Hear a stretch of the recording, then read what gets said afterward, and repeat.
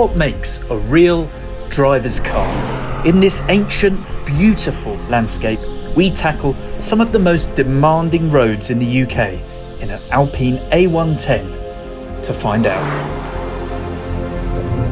This is a proper car. This is what driving's all about.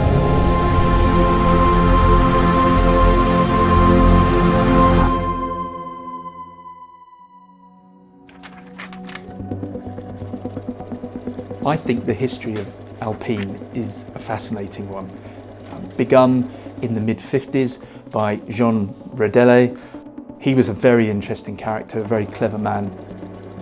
The original A110, called the Berlinette, that appeared in the early 60s, and the blueprint of that car is very similar really to the current car.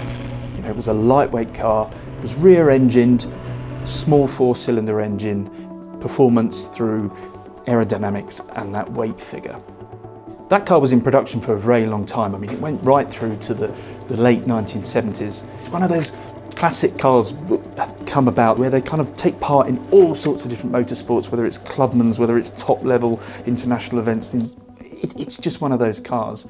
Perhaps the finest hour of the original A110 was its rallying career, most famously when it won the 1973 World Championship. That's notable apart from anything else because it was the very first World Rally Championship season. Fast forward many years, Renault had bought the company in the early 70s. Alpine are now the sporting arm of Renault. At the time, it was Renault Sport that made that whole wonderful series of hot hatches that became Evo favourites over many years. Now, that team know how to make a car handle.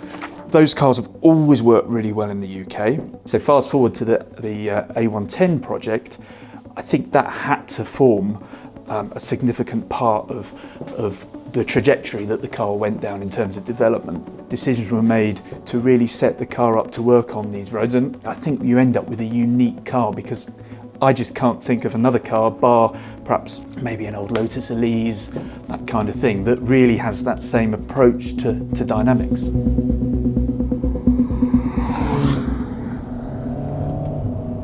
So why have we celebrated this wonderful little car so much over recent years? Well, you have to start with the lightweight.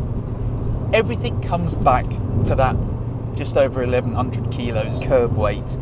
Because, let's face it, the world's best automotive engineers, they can almost make cars walk on water. They can take a massive 2-point-something-ton SUV and turn it into a performance car, and it can do things which you just never would have expected it to be able to do. Great, undisputed. However, to do that requires these days your rear wheel steering and your adaptive damping and all of that.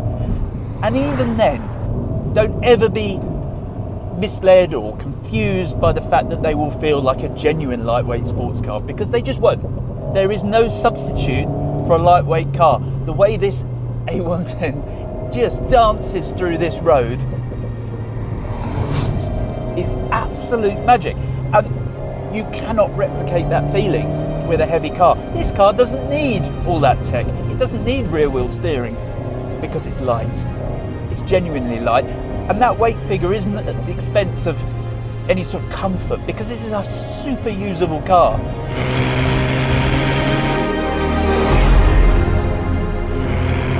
So we bought the A110 here because I think it's a unique test for any performance car, any sports car. And also when you factor in the weather as well, it's something completely different to taking a car to a circuit, for example.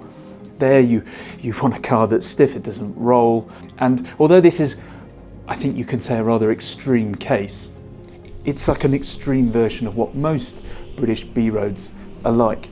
And here, you really need a car above everything else that can breathe with the road. It has to have the damping inbuilt to it to cope with those surfaces.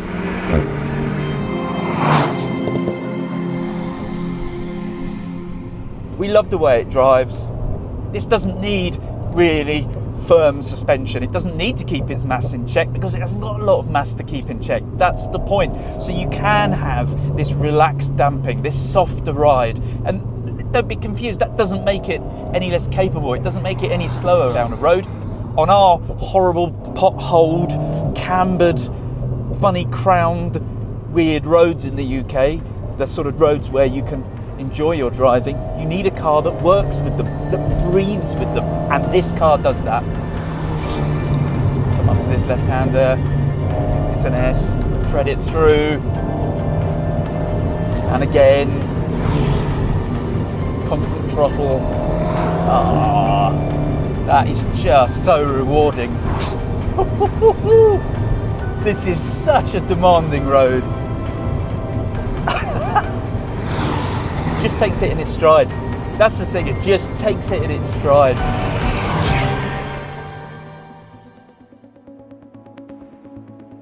So the question of the powertrain with the A110 is a very interesting one.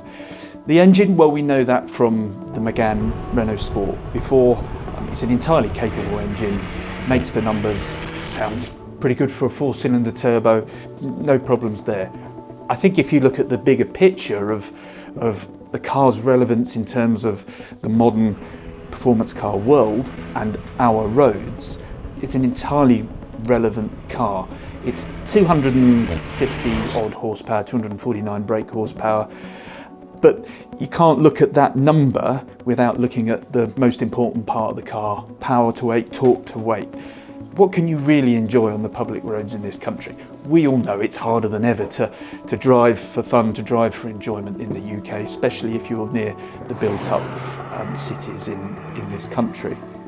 For me, driving on a road is about enjoying the car, feeling what the car's telling you, but also being able to a certain extent, feel the car working.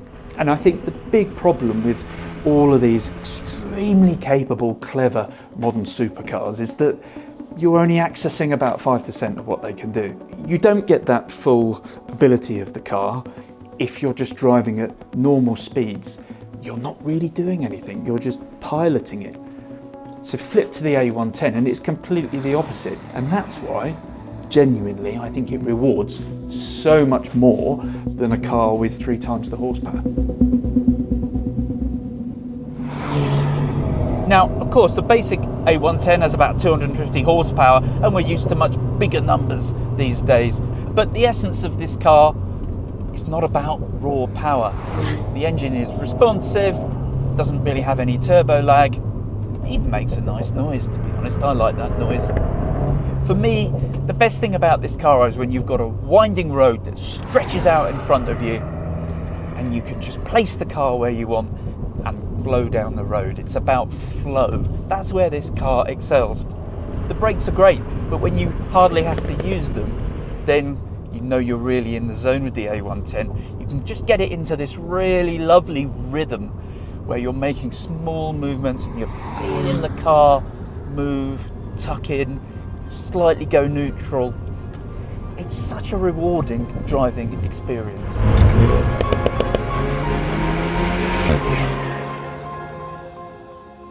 For me, the A110 is going to be a future classic. I think it has all the ingredients necessary to be that car. It's available in relatively small numbers, it's a unique character, it's an award-winning driver's car, it's got everything it needs. And as we're at this real kind of crossing the road point with cars and the switch to EV, I think it stands out as one of the last of the great internal combustion engined drivers' cars.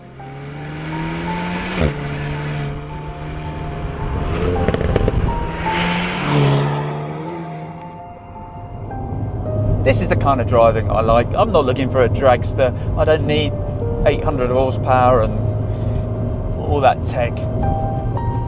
This is a proper car. This is what driving is all about. I honestly believe that.